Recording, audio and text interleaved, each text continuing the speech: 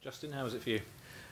Neil and I were on the same table, so actually I probably won't talk so much about the table, but actually more about some of the things that I've taken from the discussions I've had during the course of the day. I think one of the things particularly I learned, Neil is in fact head of engineering at Land Securities, but he's lost his vocation as a designer. He was very much driving all our drawing on the table. The key message, the key challenge that I came with today was the whole question around landlord and retailer engagement. Our focus over the course of the last 5 years has really been around our own areas that we can directly control. And we had done some engagement with occupiers, particularly in our office space, 5 years prior. And investors increasingly are telling us, look, as a large company, we expect you to engage with your stakeholders, and particularly retailers, to influence their behaviour in their own, within your own estate. And I innately feel pretty uncomfortable about this, because particularly actually today, I've heard wonderful stories about what M&S are doing. I sat down and heard what Asda has been doing over the course of the last few years, and it seems to me that actually the larger retailers, in many respects, are ahead of the landlords in actually achieving energy reduction across their portfolios. And so it seems rather perverse that our investors are saying to us that we need to be doing something about trying to influence retailers. So I had a very useful discussion, and I think the outcome of that discussion really was, you know, what ultimately, where is there commonality and where is there opportunity for landlords and retailers perhaps to work together? And one of the conclusions, the initial conclusions that I came to as a result of discussions today was really actually the larger retailers and the larger landlords actually, you know, we perhaps only represent 10 or 20% of the sector within each of our sectors, and we have long tails of retailers and landlords who actually don't do very much around this energy reduction. And if we can actually work together to achieve reductions and find ways to collaborate, that actually we can hopefully drive market transformation. And at this point, I'd like to make a little bit of a plug for the work that we've been doing at the Better Building Partnership around the Landlord Energy Rating Scheme. And we've been doing work particularly on landlord influence in buildings to understand actually how we can show how landlords are performing on an operational basis within their own space, with a view to trying to get occupiers to actually influence letting decisions. And the discussion I had with retailers was really actually, if we can provide a landlord energy rating within common space within a shopping centre, if we can get retailers actually to require landlord energy ratings in common parts and shopping centres, that would, I think, start to ensure that some of the other landlords that aren't involved in this space were actually trying to do something. Thanks, Justin. As chance would have it, you have another retailer sat next to you that you haven't plugged. Yes, my engagement strategy. So Tesco obviously aren't doing anything to impress you. Andrew, we were talking on our table and in our groups around finance and value. Yes. So my challenge when I came in was to look for other ways to get capital sign-off other than looking at the traditional measures of IIR and those sorts of things. We do well, you know, for getting capital sign-off, but there's always more we can do. So that was quite a common theme on our table, and we looked at the as-is, and the as-is is that there are other ways of measuring projects, but we just tend not to use them, or we tend not to be aware of them. So what can we do about that? And we thought, well, who are the main people that need to make those decisions? And of course, the main people are our lawyers and our finance directors. So what is it that they need to be able to use those tools to appraise projects and sustainability projects, particularly, in a different way? And the potential solution for that is to look at, we know that FDs have KPIs for the whole business financially, but they also have KPIs for the softer parts of the business. So they need to demonstrate that they're doing something going towards the sustainable part of the business. So if we can tap into that side, then they can see the benefits of the project from a softer side as well. We then looked at third-party financing, which is one of the thought-provoking sessions we did. And that one was, you know, along the same lines where we thought, right, well, the will is there. There's loads and loads of capital around. The projects are there for which we can make those savings. But for some reason, the end users don't take them up all the time. And why is that? And again, it got back to the FDs. And we thought, well, are we getting the right people to pitch to them? So from my perspective, I go and give them these great ideas, and I talk in kilowatts, and I talk in terms that they may not be familiar with. So why don't I get somebody that speaks their language to understand the, you know, the off-balance sheet issues and all of those things, so they can see what those whole benefits are. So that's another opportunity for us there. And again, communication was spoken about early on. That's another piece that we need to think about. So that supply chain that puts that proposal together for an end user, all of those people need to be talking to make sure that it all makes one sensible package so that the end user can get it straight away. Yeah, I think that pretty much sums us up. Okay, thanks, Andrew. I'm intrigued by one of the sort of themes that I've sort of detected coming out of that conversation is that actually there's an awful lot of people doing an awful lot of stuff in different places. You know, Justin, you made the point, you didn't know that some of the retailers were doing all of this great stuff, for example. But how much of an issue is that really, or is it just a perceptual kind of barrier that's a bit of a myth? Do we really is there really a landlord-tenant issue here that we need to, if landlords are doing their thing on the stuff that they control, tenants are doing the stuff on the bits that they control, where's the problem? I think there is an opportunity. I think landlords and occupiers are both doing things, but they don't very often speak to one another. And I think there are opportunities to, you know, on one side of the fence, there's opportunities for actually retailers to drive landlords more in common parts. Mm-hmm. And on the other side of the fence, there's opportunities for landlords to provoke some retailers to follow actually what some other retailers are doing. Mm. So I think it's more about sort of pushing boundaries and trying to work collaboratively for a common good. So it's a case of missed opportunities and missed efficiencies, yeah, by doing it in a disparate way. The other thing that was quite interesting was this distinction between, I guess, the trophy assets within either an investor's portfolio or an occupier's operational estate, and then that kind of long tail, whether that's a UK-specific issue or a global issue. Trevor, you talked about this kind of cultural transformation piece. Where do you see the kind of, and did you get out of your table discussions anything around how, you know, what are the key, there's no silver bullets, I know, but what are the key things to unlock that kind of drive, that cultural drive through an organisation to deal with that operational footprint?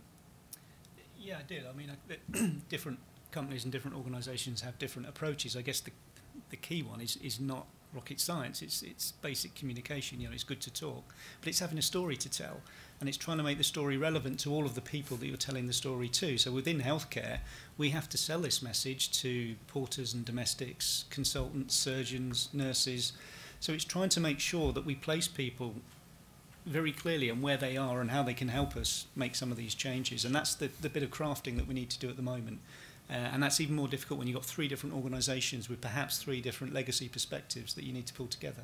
Okay, so I don't know, certainly our table covered exactly that same theme around being better at telling the story and having this kind of Google Translator kind of toolkit in place so that everyone could actually just understand the story in the language that made sense for them.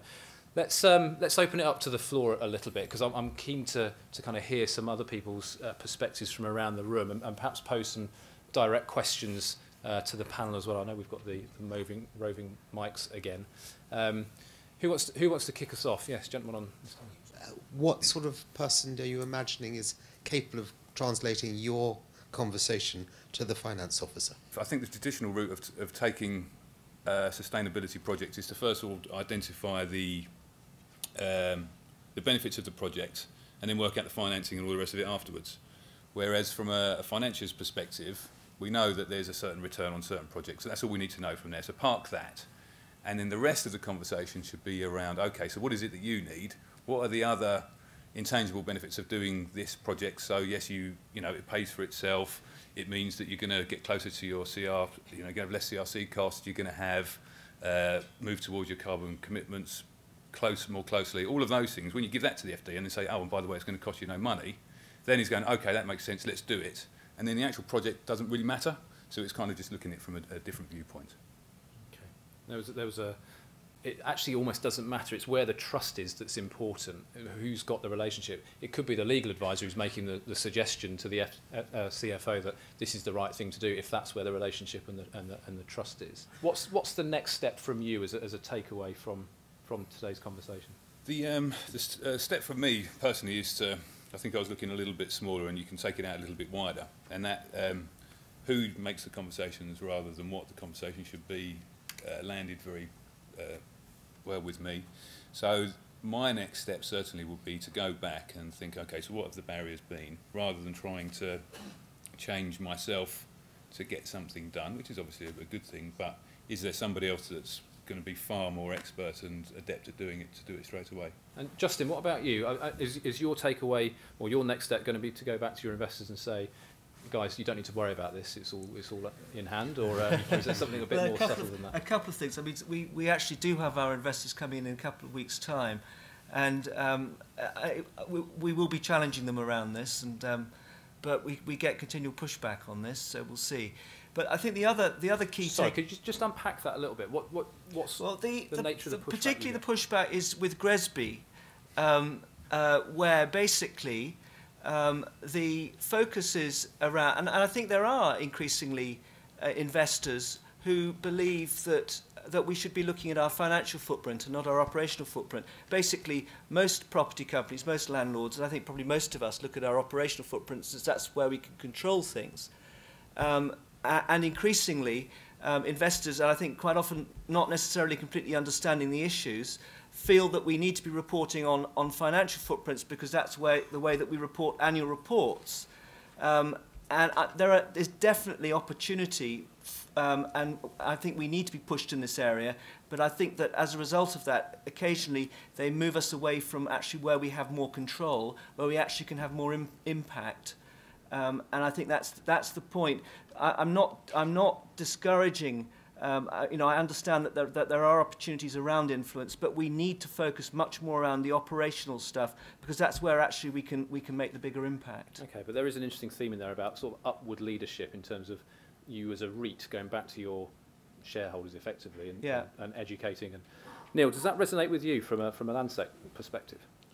Yeah, I think we've realised that the more that we can reach out and work together collaborative with people, the better impact we'll have than if we worked alone. So it's an objective I think everybody shares. We had a good opportunity today on our table because I think there's some good people around that table that we could continue some conversations with and take on board what they've already done. As Justin said, quite often retailers and other occupiers are doing really good things, but we don't talk enough to know what each other is doing and able to then pick off, if you like, the best of both sets of ideas to take the operation forward.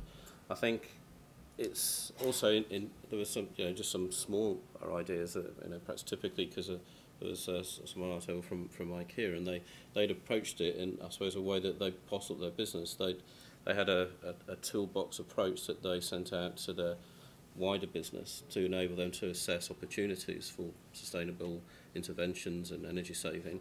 And if they thought they could make business sense out of it, then they had an opportunity to call back on the main business to provide them the resource to make it happen. So that the main business was reaching out to the wider spread parts, giving them some tool to make things work, and then actually providing a resource for those that actually stood up there and did it to make it happen. And also by then giving a peer comparison between them, that gives an incentive and motivation for people to do it. It's things like that and clever ideas that you can then try and see, well, is there a way I can use that sort of idea in what we do and the way that we work with people? And it's through talking and through days like today that, little things like that can just spur them up, might not end up with the same thing, but it gets you thinking about new ideas. So I think that was what's really good about the session that we had. Great. And Trevor, very different type of business, very different drivers. Different drivers, but same issues, I guess, really. I mean, I'm upbeat after today. It's been good today to get out and meet people and have the conversations. I've made some good contacts. Absolutely convinced that I can crack on and get some of this done now and use some of the contacts perhaps that I've picked up today. Another thing that came up in discussion is that we need to ripple this down our supply chain a little bit more as well, because we actually partner with some really good suppliers, but if we take that theme around telling the story, we don't always get the full story that's sort of told through the supply chain. And actually they're doing some good stuff, they just don't tell us about it. So I think if we start to just focus on the power of what we've already got, then that's got to be something that's got to be good for us. Okay. And did any of you did something come up today that was completely unexpected? Maybe it wasn't related to the challenge you came with, but there's something that from your mindset's point of view or your expectations point of view was just completely left field, but you're going to go away from today with that kind of sense of I've really picked something up there that I didn't expect to, that's going to have value for me back in my business. Yes, I certainly did. One of the other challenges that we have is when building new space is adding cost into the pound per square foot. And there's that same question about, okay, so what, if you do increase the pound per square foot, what are the added benefits? And one of the other thought-provoking sessions that was really good was about the value of green buildings. And the basic premise was that there's not really from a landlord's perspective, it doesn't increase your pound per square foot value, but it does increase the quality perception of the building. And that has an impact on us. So if we can improve, getting the greener buildings, improving the quality perception of them, then if we did want to finance against them, then that perception of quality will mean more value. Okay. It's really interesting to hear an occupier ultimately talk about those sorts of issues, quality, value, and you can start to build things like obsolescence into that equation. And I wonder how much this will resonate with others in the room.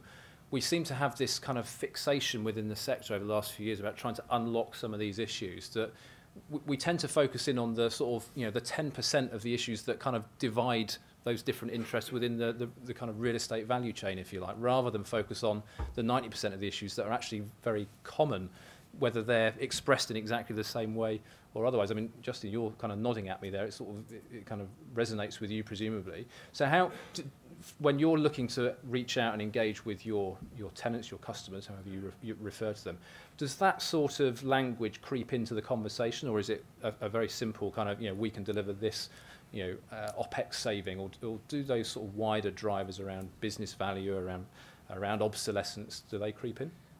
Sadly not at the moment, really. I think that most of our engagement is really with office occupiers, and most of the discussion we have is around cost reduction. I mean, they may well actually have their own corporate responsibility objectives to achieve, but no, it's not wider. What about sort of the industrial distribution sector as well? I mean, we've talked about retail and office quite a lot today, and some of the dynamics between them. That's cropped up in a couple of conversations I've heard. Any particular perspective on that as an opportunity sector, perhaps? It's not an area that we're... And Andrew, keep up your portfolio. I'm not entirely sure, Thomas, because the distribution network is... the value of it is, it's far more known what its life cycle costs will be. So I'm not entirely sure what it could add there, but it's certainly worth looking at. Okay. One big opportunity with that type of building tends to be they're quite large buildings with large roofs. So if you're looking for opportunities maybe for solar type applications, they offer an opportunity in terms of area. So just as a sort of building typology perspective, but sure, leveraging that off who owns it, who's responsible for it, who's going to get the feed-in tariff from it. There's a whole series of things make things happen. But as an opportunity, there is if you added up all the area available on that type of building, and they're usually in locations that are not in the middle of a town, so they're probably not overshadowed. There's an opportunity there. Yeah. And some people are leveraging that already, but I'm sure there's a greater opportunity. you're probably going to sort of take me outside and duff me up in a minute. I'm going to put you on the spot, because this kind of resonates with one of the things, John, that you were talking about earlier, about being clear about who's selling what to who, and making sure that the point of conversation is the right conversation, which resonates really nicely with that scenario of... do you want to kind of give a flavour of your perspective on that to the room? Thanks very much for that one. A great pleasure. Hot potato and hospital pass. It was just a case, John Miles, RBS, we were trying to articulate who's selling what to whom. And is it energy savings? Is it cost savings? Is it energy efficiency? And this came about with the Google translator. If you've got a technology salesman coming into a company to sell the best piece of kit, he normally enters the client at a premises manager type level. And that premises manager might well turn around and say, this is the best piece of kit ever. Let me go off to the FD. He tootles up the chain, goes to the FD and says, can I buy this boiler? And the FD says, no, we haven't got any CapEx. So the conversation stops. Wouldn't it be better if someone were to go into the FD or chief exec or the decision maker, whoever that is, to say, look, I can produce energy efficiency, but I can also have cost or cash flow optimization. I can meet your CRC obligations. I can meet your Energy Act obligations, and I can improve your cash flow. And by the way, you don't have to pay for it. The answer is probably going to be yes, and we haven't even asked which technology it is yet. So it's a case of who's best positioned to sell the solution. But let's be clear what the solution is. It's cost. It's cash flow efficiency to an FD and a chief exec. It's not a cheap boiler. Who's best positioned to deliver it? It could be a bank. I mean, we've made a few mistakes, right? But we still can talk to people. It may well be an advisor. Could be Deloitte's, who knock on the door and say, excuse me, I'm helping you advising here, and we can do this, this, and this. It could be the lawyer. But I don't think it's boiler bill. So that was the message we were saying. Let's translate it. And hey, look, you put me on the spot, right? Yeah, no, it's great. But there is someone who can articulate that. It's me. Well, that's a really good point. From a Tesco point of view, where does the risk come from, for example? What's driving you? Is it a cash flow efficiency point of view? Is it a regulatory thing? Is it a brand positioning piece? Is it a combination of all three? What's the real sort of thrust behind it? Being really candid, it's return on investment. So we have a slightly different market position. Measured in terms of cash? Yes, yeah, in cash. So we committed to reducing our carbon 8 years ago. And we wanted to do it through being market leaders in technology and not doing it through the softer way. So we wanted to do it all ourselves. We want to have wind farms on our property and just we do it. So we don't rely on anybody else to deliver those savings for us. So because of that, we have a carbon glide path, as I'm sure we all do. But all of that is built with using our own capital and a mixture of other things of generation and actually just using less. So for us, that's the main driver. The risks are for things that are below those projects that don't meet those hurdle rates, that will never ever do them. So we need to start thinking about, okay, so that first thought of we're going to do it all ourselves, maybe we can't do. So maybe we should start looking to diversify the risk with other people to say, okay, so it doesn't give us the returns that we want on our capital because we've got loads of different ways to spend it. But the things that we know we want to do, we can go and take a more long-term view with partners. Okay, but the risk profile from a property owner's perspective and looking sort of British Land and Land Securities perspective here is slightly different. And we talk about risks from a regulatory perspective perhaps, which are premised on hypothetical energy performance rather than real energy performance. Now sometimes there's a degree of compatibility between those two things, not very often. So how do you, Justin, Neil, how do you see that conversation emerging with occupiers, to sort of bridge that or connect those two dynamics together? The business is based around the property that you own. That is a vehicle to create income into the business, to create the business value, drive the shareholder value.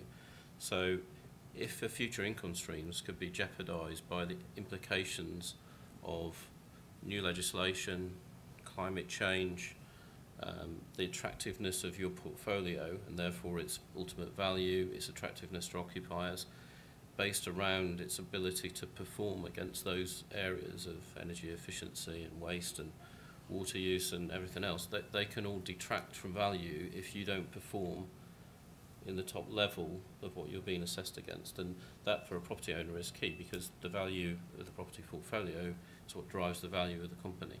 And the value of the income streams is partially, or perhaps more than partially, dependent on the security of those income streams, which is then dependent on the customers that you have, your occupiers. So all property companies want to work with the best occupiers who are able to provide the most secure income streams to create value, and they want to be in the best properties. So you have to be at the top of your game to keep your portfolio in the right place, and that's what's key. It's about maintaining and creating value. And if we can tie together the sustainability and energy and efficiency elements into that valuation story, that it will do more for taking forward the sustainable principles into properties, in commercial property anyway, than anything else. Okay. There are different stories for domestic property and everything else, but that's a value to your own self in terms of your ownership of the building. I think that from a risk standpoint, I'd say building obsolescence. And building obsolescence, whether or not it's regulatory, being driven by regulatory pressures, or occupiers saying, which is really what you're saying, Neil, saying we no longer want to occupy your space because we can go to a primer building. So it's all about keeping your buildings, mitigating that risk. Yeah, sure, okay. And that security of income point, that clearly resonates with banks, but banks from a lending point of view. Now we've heard a lot from banks today around financial products to kind of fund and stimulate some of this activity. We've got banks here who've been talking about things from their own operational footprint point of view. We've not really touched yet on whether or not these sorts of risks, these sorts of opportunities are sort of beginning to pervade the decision making of banks from a lending perspective. Now, I know we've got some banks that it would be interesting to hear from the floor whether there are any kind of examples or whether people do perceive that is starting to happen. But guys, from your point of view, is that something that's starting to crop up, whether it's related to specific deals or financing the company as a whole or whatever? What I Trevor, can say, sorry, go on. No, go on. Sorry, I was going to say, from an NHS perspective, I mean, we've gone through a whole raft of public-private finance with PFI over the last 10 years and built sort of 120 hospitals and learnt some lessons from that and built a lot of hospitals. What we haven't got as an NHS now is a lot of capital, but we have got a lot of backlog risk. So we've got an aged infrastructure, a lot of buildings that we're going to be keeping for probably the next 10, 20 years, and we need to do something about that. And I think there's a risk around that, about compliance and about providing safe healthcare, but there's also an opportunity around changing the infrastructure to become more sustainable and energy efficient. So if we bring those two things together and articulate it in such a way that we can attract external funding, external expertise, wrap it up in a package where we can partner with somebody to come with us on this journey over the next 5 years in terms of our property portfolio and what we want to do in healthcare, and get funding for that, then I think there's a win-win. And I'm quite happy to set that up as a risk and reward package. We clearly haven't got the capital.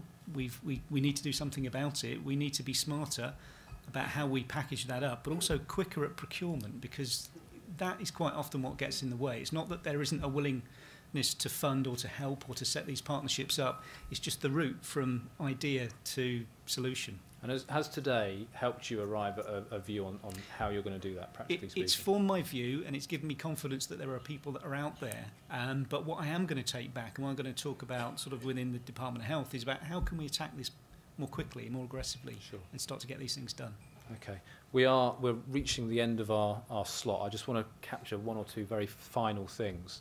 The first thing for me to say is actually today in itself, we've been talking about, how's today met your expectations, what are you going to take away? Just to re-emphasise the point that today is actually the beginning of a much fuller programme of activity and dialogue over the next 2 to 3 months, which the guys at 2 degrees will be facilitating, and clearly that's something we'll be very heavily involved with. If you had 10 seconds each to say the one thing that you're going away with today that you are, from tomorrow, going to do differently, what would it be, Andrew? Find a different way to exert pressure on my superiors. Justin? I think it's about identifying mutual benefit in order to engage more effectively with stakeholders. Okay, Neil? I think it's about telling that story that links to the business. And Trevor, finally? Yeah, same, tell a story. Great, okay. Well, guys, as a panel, you've been fantastic, really valuable mix of insights there, and I think we'll all take things away from that. So everyone, join me in thanking the panel very much.